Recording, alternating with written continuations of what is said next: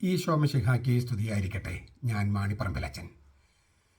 ഷൈജുവിനെതിരെ curia case കൊടുക്കുന്നു.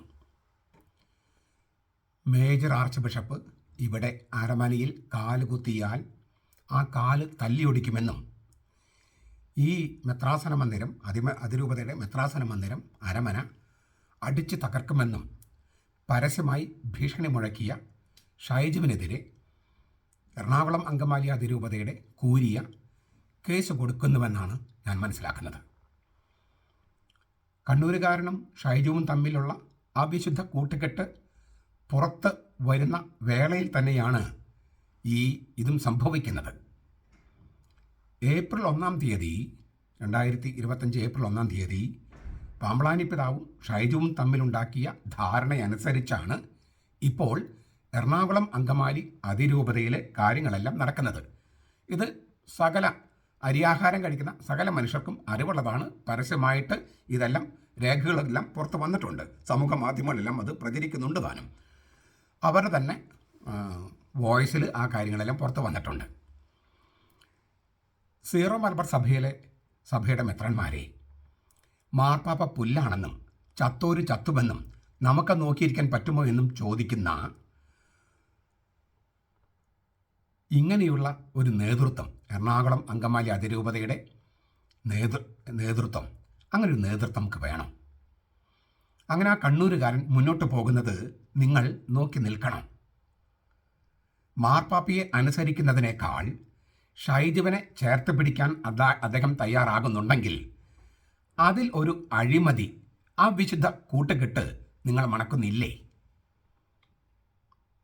അവരുടെ unholy alliance, ആ വിശുദ്ധ കൂട്ടുകെട്ട് വഴി സീറോ മലബാർ സഭ മുഴുവൻ അപകടകരമായ അവസ്ഥയിൽ എത്തിച്ചേർന്നിരിക്കുന്നുവെന്ന് പൗരസ്ത്യ തിരുസംഘം നിരീക്ഷിച്ചത് നിങ്ങൾക്ക് മിക്കവർക്കും തന്നെ അറിവുള്ളതാണല്ലോ.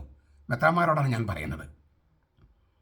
അതിനാൽ നിങ്ങൾ ഓരോരുത്തരും തനിയെ ചിന്തിക്കണം, കൂട്ടമായി ചിന്തിക്കണം. സീറോ മലബാർ സഭയെ സ്നേഹിക്കുന്ന മെത്രാന്മാർ സഭയെ സംരക്ഷിക്കാനായിട്ട് ഒരുമിച്ച് കൂടണം.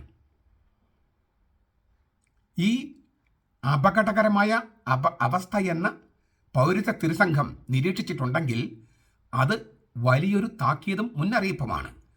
ആ അപകടത്തെ മറികടക്കേണ്ടത് നിങ്ങൾ മെത്രാന്മാരാണ്.